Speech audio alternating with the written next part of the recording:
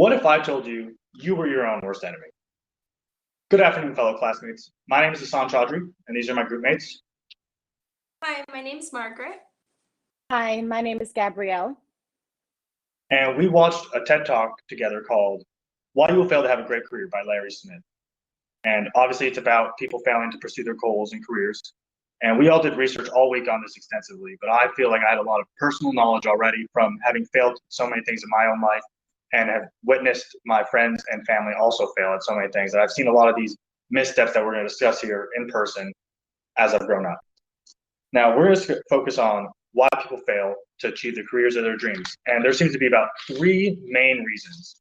Those are going to be blaming your family and your loved ones for it, pursuing to fail your passion, and allowing fear to keep you from moving forward. Now, as I've already got the ball rolling, I'll start with my point first, which is blaming your family. Now, you can blame your spouse or your children, and either way, you're going the absolute wrong way with this. You shouldn't be blaming either of them for why you're failing at your career. With your spouse, you chose to marry them. You chose to bring them into your life. They didn't choose for you to give up and make these sacrifices for them that aren't really sacrifices. You could have continued working. They chose to be a part of your life and your dreams moving forward. Now you're using them as a crutch instead, saying, oh, ever since I got married, I don't have time, I don't want to leave my wife home alone. I don't want to go on business trips. I don't want to do this. I don't want to do any of that. And it's absolutely ridiculous. Your family, your wife loves you. Your husband loves you. You should be pursuing all your career goals. On the flip side, once you have children, people also will either continue to blame their children for the problems or they'll use them as an excuse every day, trying to move forward. They won't allow themselves to move forward. They'll say, oh, I have to get a babysitter. I have to have childcare. I don't have time for this. I don't have any time for work. It's all about my child. No time. Obviously, so many people, famous, have children. Normal hard workers have children. CEOs have children. They're out there pursuing their career goals and taking care of their families at the same time. They can do it, so can we, wouldn't you think? And on the flip side, people will use their child's excuse every day. They'll wake up and say, I would ask for a promotion, but I've got to take my kid to soccer practice. I don't have time for this. When you could really be finding the time, you could be making the time. If you loved your children, you want them to grow up to see you as the best you could be because you want them to be the best themselves. But when you blame your children and you blame your spouses, you're teaching them that when they grow up, they don't want to have children because that's going to ruin their lives. They don't want to pursue their career goals because there's no reason. Once you have children and a family, it all falls apart. And that's truly the most sad part and abhorrent thing about everything is you should be working your hardest every day to inspire your family, not creating a reason for them to be the reason you're dragged down. And with that, I'll pass this on to Maggie with the next point.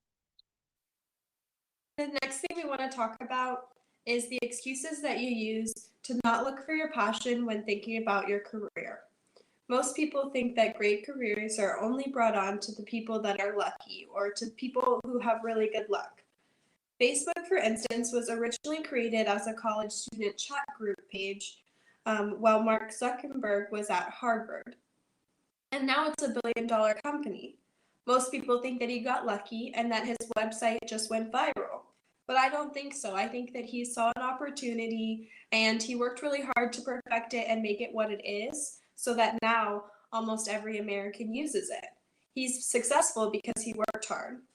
If you have a passion for something and you work hard at it, then you can make a great career out of almost anything. People also tend to use the excuse that great careers only come to people who are geniuses or to people who have higher educations. And most people can't afford higher educations. Celine Dion, for example, her father had 16 children and he only made $160 a week to provide for them. But yet she's now a $400 million net worth person. Another example is the actor Tom Cruise. He grew up in poverty and he was abused by his father, and now he has a net worth of $250 million. These two people, for example, with a lot of others, are people that are not geniuses and that came up in poor cities and came up in poor lifestyles. And they didn't just get lucky to get their career either. They worked really hard at something that they loved, something that was their passion, and then they made it into a great career. Just like the rest of us, we can all work really hard at a passion and then make it a great career for ourselves. Our third point for this speech is being afraid to pursue your passions due to fear. Many of us have been here, and I know I have.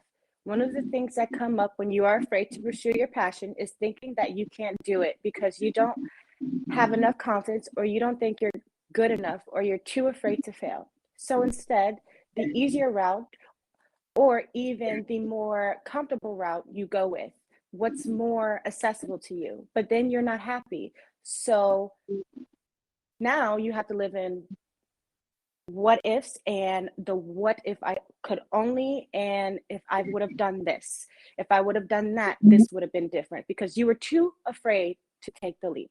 So instead of them going after their dreams, they decide to go and help others go after those same dreams they want to pursue. So many people do that. So many people try to help others go after those same dreams because they just weren't brave enough to take the leap. People also will consume themselves in human relationships. They will fall in love with people, have children, so that they can at least say, I'm a great mother or father. I have sacrificed for my dreams and have become this amazing parent.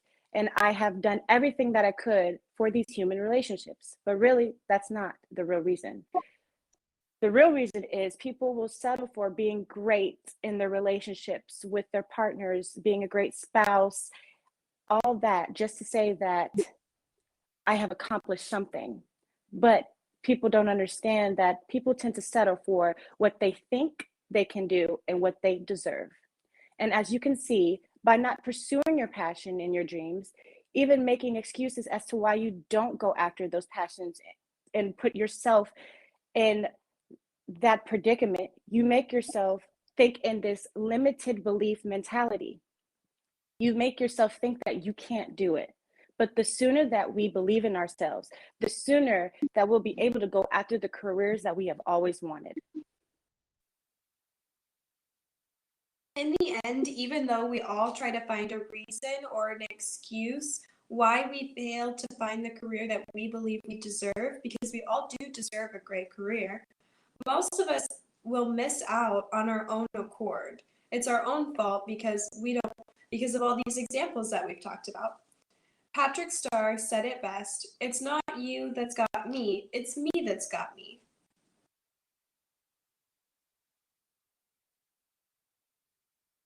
All right. Pause the recording.